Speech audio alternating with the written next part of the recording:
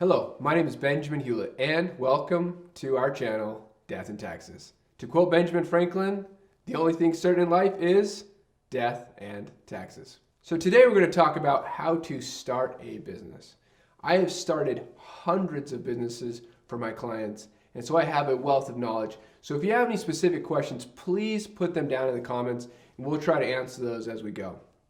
So, first of all, I want to say, write down a plan. What business do you want to start? Get key points in there. Write down everything you possibly can to determine what you actually want to do.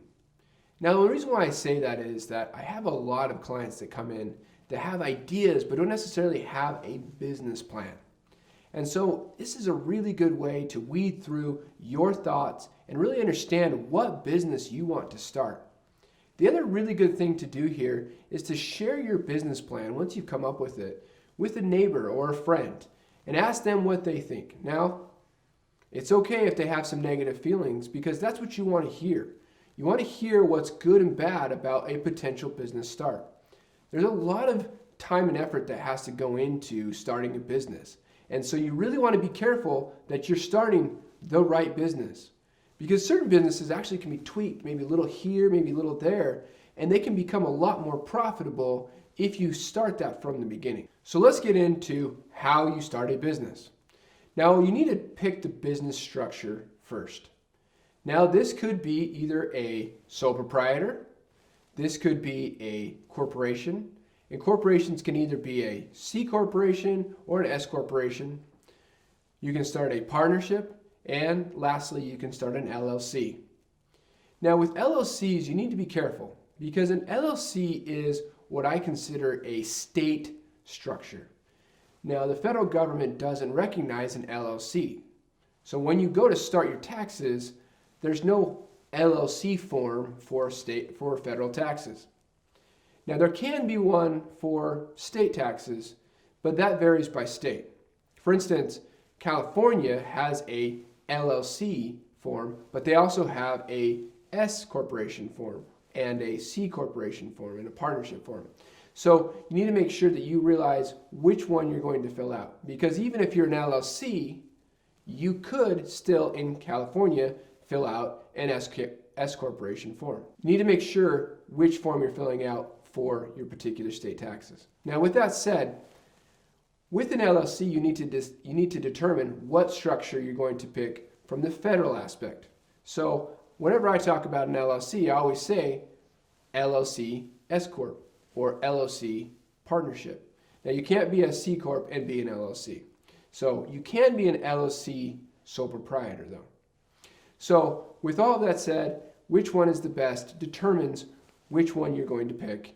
And please watch our other videos on S corporations and partnerships to determine if those are right for you. Sole proprietors can be good for certain situations, but typically it's either a business that's not going to make very much money or it's a business that potentially is going to take a loss. Because if you make money inside of a sole proprietor, it typically has more self-employment taxes than a partnership or an S corp. The next thing you need to know is, do you need a license for this particular business?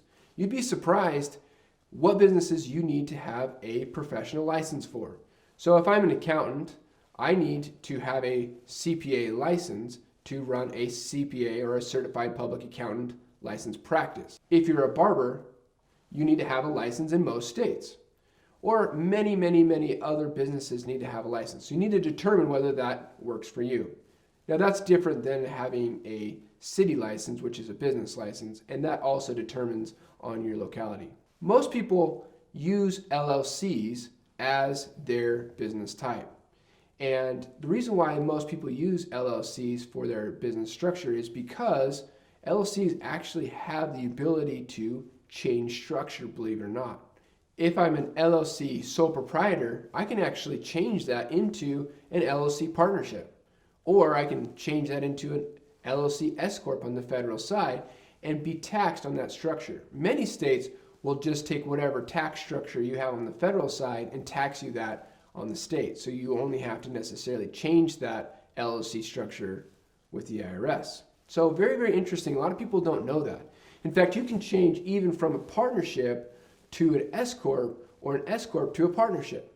And so if that business structure potentially fits you better, then you can be taxed that way. This is something I do for my clients all the time because of the different tax advantages for each different business structure. So again, watch those videos because this could help you save a ton of taxes if you structure your business in the correct way. So the other thing you need to make sure is that if a particular license requires a particular structure, you want to pick that structure. So going back to California, I have a client who is an orthodontist there, and they had to pick a professional corporation in order to do business as an orthodontist there. Now, as a corporation, again, he can be a C Corp or an S Corp. Now, typically people pick the S Corp structure because they're taxed at a lesser rate, because C corporations are actually double taxed.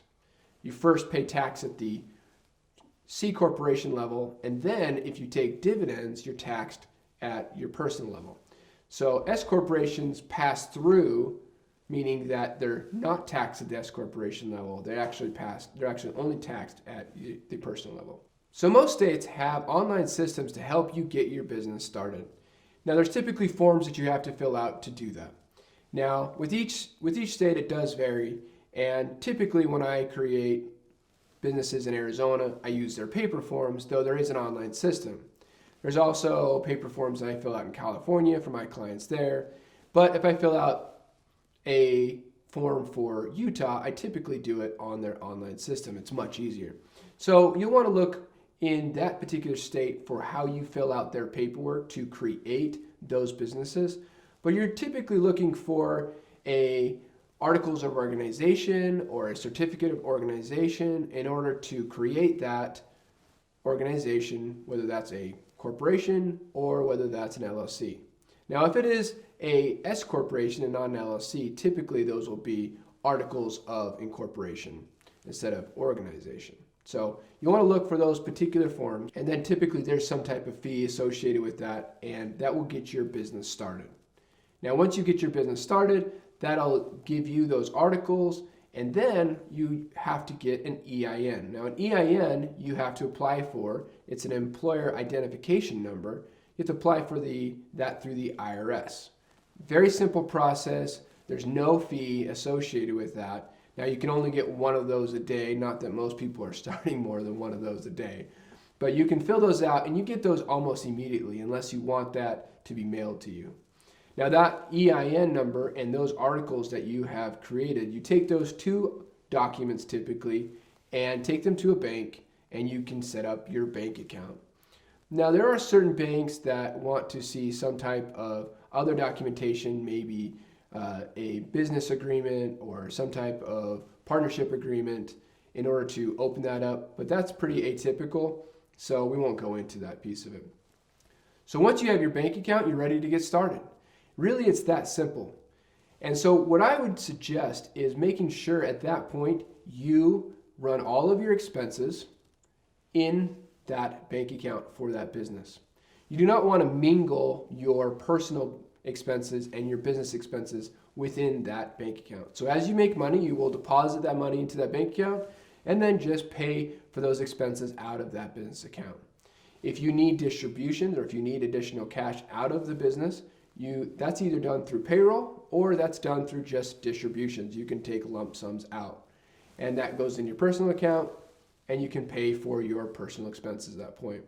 So that's a really good thing to understand, because you want to make sure that you don't commingle the business and personal that can get you into trouble. There has been cases that when these personal and business expenses are commingled, they will actually get rid of the LLC portion of it, which means that you're not limited on your liability. Now, I'm not a lawyer, but you want to make sure that that doesn't happen.